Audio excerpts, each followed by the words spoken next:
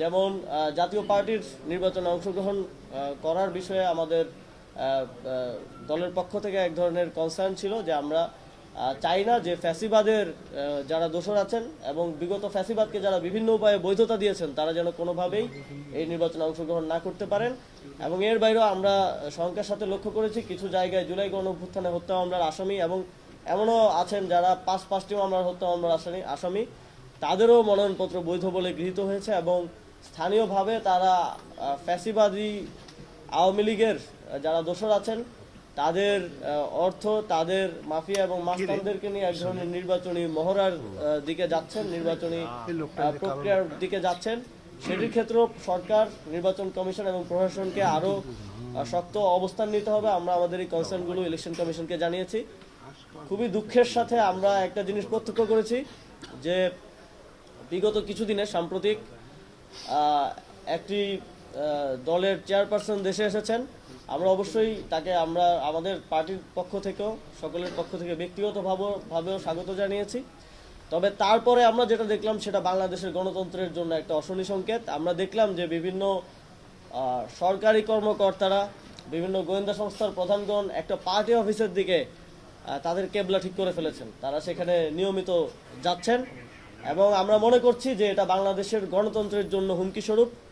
আমরা বিগত সময়ে যেই ইল প্র্যাকটিসগুলো দেখে এসেছিলাম আওয়ামী ফ্যাসিবাদের সময়, সেগুলো আবারও দেখা যাচ্ছে, সেগুলো আবারও মাথা চেড়ে দিয়ে উঠছে।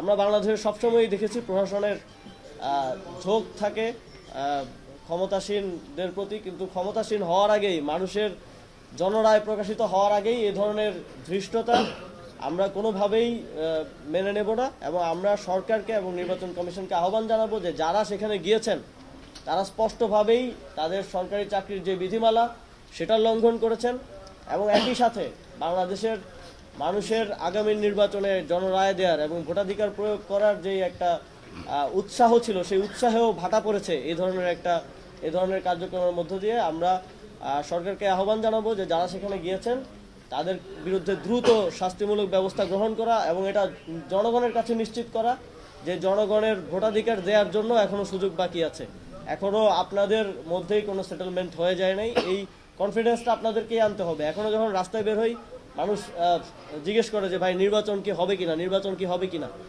তো আমি মনে করি যে এটা সরকারের এবং নির্বাচন কমিশনের ব্যর্থতা যে এখন পর্যন্ত মানুষকে ওই কনফিডেন্সটা তারা দিতে পারেননি যে নির্বাচন হবে কি হবে না এটা নিয়ে মানুষের মধ্যে শঙ্কা আছে। যখন এই বিষয়গুলো নিয়ে শঙ্কা থাকে তখন মানুষ আসলে ভোটাধিকার প্রয়োগের ক্ষেত্রে আগ্রহ পান না। এবং আরেকটি বিষয় আমরা নির্বাচন কমিশনের দৃষ্টি আকর্ষণ করেছি, সেটা হচ্ছে আমরা দেখি যে অনেক এলাকাতেই এখনও সন্ত্রাসীরা, সশস্ত্র সন্ত্রাসীরা এবং চিহ্নিত সন্ত্রাসীরা খোলা আসমানের নিচে ঘুরে বেড়াচ্ছে। তাদেরকে জেলখানার বাইরে রেখে কোনোভাবে একটা সুষ্ঠু নির্বাচন আয়োজন করা সম্ভব না।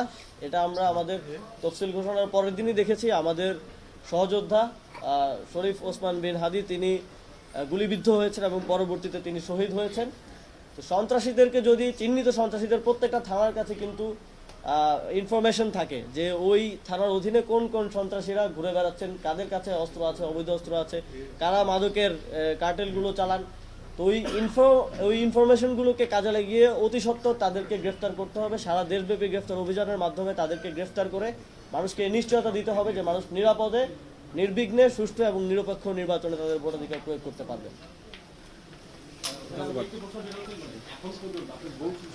তারপর এই কমিশনের উপর আপনারা নির্ভর করতে পারছেন কিনা, সুষ্ঠু নির্বাচন হবে কিনা, এবং আজ কত নামবেন বলতেছেন। এবং একই সঙ্গে একটা শোনা যাচ্ছে যে জামাতের সঙ্গে আপনাদের যে নেগোসিয়েশন, যে 30টি আসন ছিল এখন 10টি শোনা যাচ্ছে, কোনো ধরনের রিউমারে কান দেবেন না দয়া করে। আমাদের যেই আলোচনা ছিল সেটা এখনও চলমান আছে। সে বিষয়ে জোটের পক্ষ থেকে আপনাদেরকে আনুষ্ঠানিকভাবে জানানো হবে। প্রথম প্রশ্ন এখন পর্যন্ত যারা যারা দেখছেন আপনি এই কমিশনের উপর নির্ভর করে সুষ্ঠু নির্বাচন হবে কিনা নির্ভর করতে পারছেন, এই বিষয়টা আপেক্ষিক। এই বিষয়ে আমরা নির্বাচনের পরের দিন বলতে পারবো যে এই কমিশন কতটুকু সুষ্ঠু এবং নিরপেক্ষ নির্বাচন আয়োজন করতে পারলো কি পারলো না।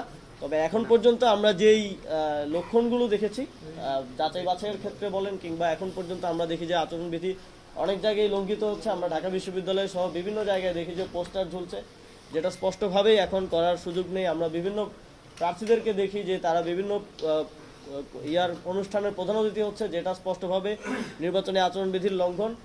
তো এখন পর্যন্ত আমরা সম্পূর্ণ আস্থা রাখতে পারছি না, আমরা তাদেরকে ক্রিটিক্যালি দেখছি।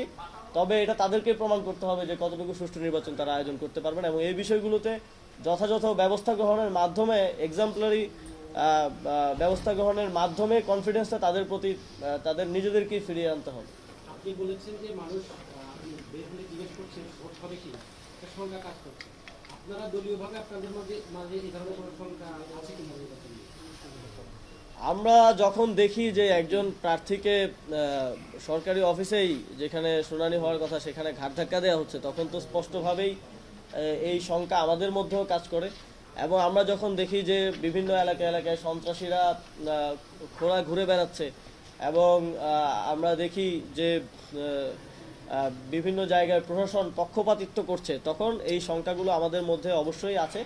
এবং আমরা এক্ষেত্রে ধৈর্য সহকারে সরকার, নির্বাচন কমিশন সহ সকলকে আমাদের জায়গা থেকে তথ্য দিয়ে, এবং প্রয়োজনে তারা যদি চায় আমরা মাঠে আমাদের শক্তি দিয়েও তাদেরকে সহযোগিতা করতে চাই একটা সুষ্ঠু নির্বাচন আয়োজনের ক্ষেত্রে। তবে এক্ষেত্রে তাদের সদিচ্ছাটা সবচেয়ে বেশি গুরুত্বপূর্ণ।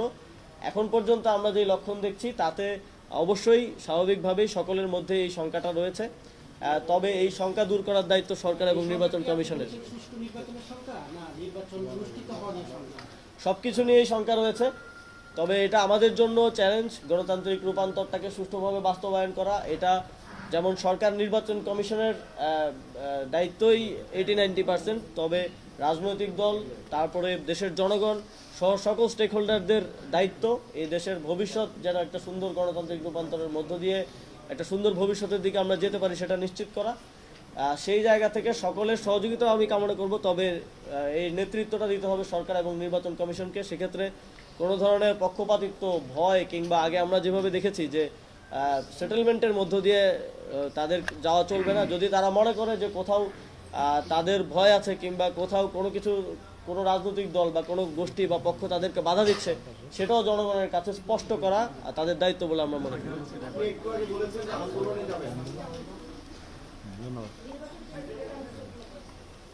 নির্বাচন কেন্দ্রিক আইন শৃঙ্খলা পরিস্থিতি খুবই হতাশাজনক বলে আমি মনে করি, যেহেতু তফসিলের পরের দিনই আমরা দেখেছি যে একজন চিহ্নিত আসামি, যিনি জামিনে বের হয়েছিলেন কিছুদিন আগে, তার হাতে আমাদের একজন সহযোদ্ধা শহীদ হয়েছেন। এবং এর ফলেই কিন্তু এই নির্বাচন নিয়ে শঙ্কাটা মানুষের মনে আরও বেশি তৈরি হয়েছে। তো এখন পর্যন্ত আমরা সেভাবে দৃশ্যমান আইন শৃঙ্খলা বাহিনীর উপস্থিতিও নির্বাচন কেন্দ্রিক আমরা লক্ষ্য করতে পারছি না। আগে যেরকম ছিল সেরকমই দেখা যাচ্ছে।